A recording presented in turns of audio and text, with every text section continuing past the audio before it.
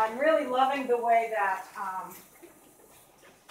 these 2 units of studying are doing what we call dovetailing.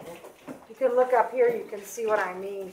Sometimes you might see this in a really piece of nice, fine quality furniture. The drawers do what they call dovetailing. Okay? It's a very strong connection there. And so I've kind of manipulated the mini lessons for readers and writers so that they really dovetail, so that what we've been learning the past couple of days are going to help you not only as a reader who is interpreting characters and sketchnoting with your own thinking about characters, but also as a reader who is analyzing literature to notice and to analyze, interpret how the author developed the theme. So all of the lessons that we've had over the past couple of days are going to come together, and you're going to be able to use all of the information that you've gotten in the last few mini lessons together as you begin to write your essay, but also as a reader. Okay, so for Reader's Workshop today, I want to teach you that there are certain things that you need to pay attention to when you're interpreting a character. Now, the actual title of this session is Using the Story Arc to Notice Important Details About Characters. Now, if you've heard the word story arc before, it's probably because your teacher from last year or another teacher who was teaching you how to write a narrative story talked about creating a story arc or a story mountain, and that you have the different parts of the arc of a story, the different parts of the story mountain that you could focus on to pick up the important things. All right? I'm briefly going to switch out from this chart right here. I will put it back in a moment.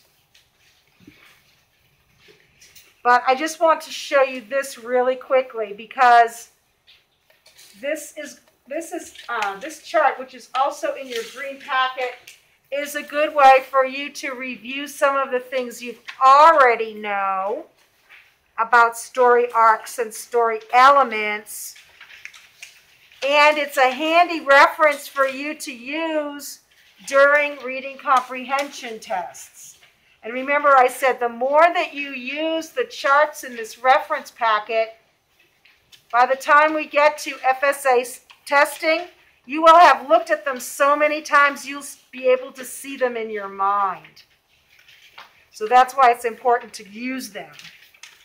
So on here are a list of story elements with their definition.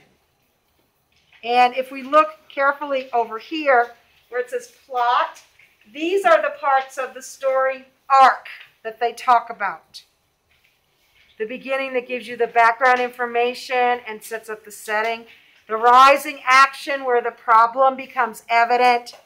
The climax or turning point where the problem is at its worst. And then the falling action where things start to happen as you're moving towards the resolution of the problem and the resolution of the story.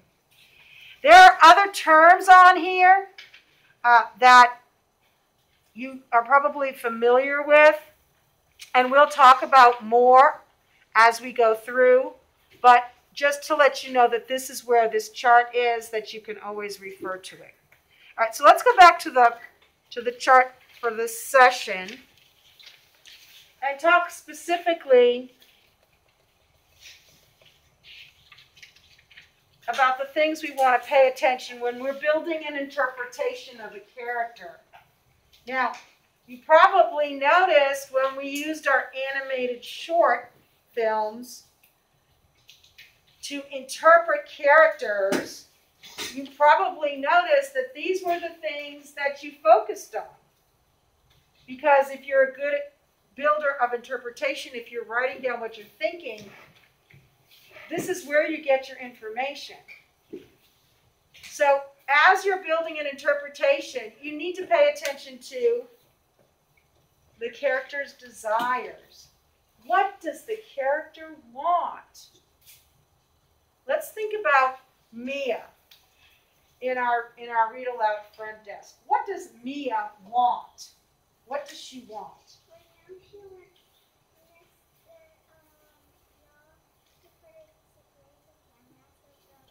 Okay, so she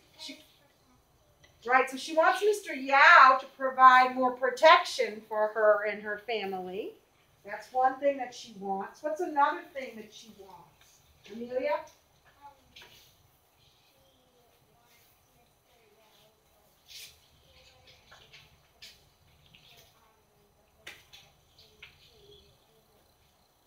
Okay, so she wants the hotel to be more successful, right? Okay, Dylan? She wants the hotel to be more, like, safe. Right, well, but if you were listening, you heard that here, and you heard that here. Okay, so is there something different that she wants that we haven't talked about yet? For her life to be like Lupe's, where she has like a normal family. Okay, and what symbolized for Mia? What symbolizes a normal family? For me, it's like living in a house. Living in a house. Working in a house, having a dog. Having a dog, right? So that's why she lies to Lupe, right? She lies to her class. I live in a house, I have a dog, because for her, that's what normal people do, not immigrants, right? That if you have a house and you have a dog, then you have arrived, right? You are fitting in, you're successful in the new country. What else does she want? Trinity? She wants to be able to talk to Lupe about what's going on in her life. She does. She would like to be able to confide in Lupe about what's going on in her life. Preston? She wants to fit in. She doesn't want to stand out, right? She's hoping that she can speak what they call native English without an accent. Remember, she wanted to be able to spell correctly? All right. So those are the things that she wants. What are some of the obstacles that are in her way to get those things? Levi? Jason? What is Jason? How is Jason in her way? Because he told her not to say that they were in But let's think that through. If Jason is an obstacle, right? You're saying that he doesn't want her to tell people that she lives and works in a motel, but you just said that she wants to actually work in a house, or live in a house, right, with a dog. So I'm not sure that I would agree with Jason being an obstacle unless we didn't speak about her desire. Like, does she want Jason to be around her? She doesn't really, right? So Jason really isn't an obstacle to something that she wants. He just happens to be it. Okay? Harper. Say it again. Mr. Yao is an obstacle in her way, right? She would like for the motel to be safer. She would like for her parents not to have to work so hard. She would like for the motel to be more successful. But we know Mr. Yao doesn't really put a lot of money in making that motel look nice. He said it wasn't the nicest of places, right? He doesn't want to spend any money to make things safer. Okay? And he really isn't going to let up on her parents. As a matter of fact, it's even worse than that. He's just cut their salary in half. Okay, what's another obstacle, Linda? Money is definitely an obstacle, right? It's preventing her from getting the house and the dog that she wants, right? Money is definitely an obstacle. Okay, so once we think about the character And then we think about the obstacles that are in their way. Now we want to, how do they respond to those obstacles? What do they do? So what does Mia do when faced with an obstacle that is keeping her from getting what she wants? Everybody thinks.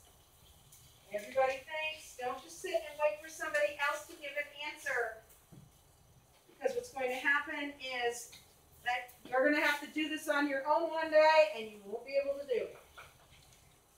Logan? She puts on a new people. She says that there's a new camera installed, so people don't try to break in. Okay, but let's go back. Okay, I agree, but let's go back even a little bit further in that. How did she know that bulletproof glass cost $25 a square foot? How does she know that, Harper? She went to the library and read a book. She went to the library and looked it up, right? Is that the only time she's gone to the library to look something up? No, she's gone to the library a couple of times to look things up. That seems to be a way that she responds to an obstacle. She does research on possible solutions, right? She gets a plan together to do something. Okay, think about this. One of the things she wants is for the motel to do well, because if the motel does well, her parents will make more money, right? So what does she do? The obstacle is Mr. Yeah. What does she do, Isabella? She tries to sell her items so people and tries to make people happy so they don't lose any more money. And then the motel is better, and then they can get more money. Okay, so she's trying to improve the motel, right? She went and got all those menus and brochures. She's trying to provide some good customer service so that people like them, all right, and want to come back. Paige? When she made the feedback card so she can know what to do to make it better. She definitely did. She got those feedback cards. So if someone complains about something, that might be something that she does differently the next time. Okay? Now, and think about this too, because she wants to have a house and she wants to have a dog, because she wants to be successful, if the motel is successful and her parents are able to make enough money, some of those things might start to happen. Okay? All right. So what we've done, notice that in order to make sure that we're paying attention to the important details, we want to wear a lens for paying attention to these types of things. A character's desires, what they want.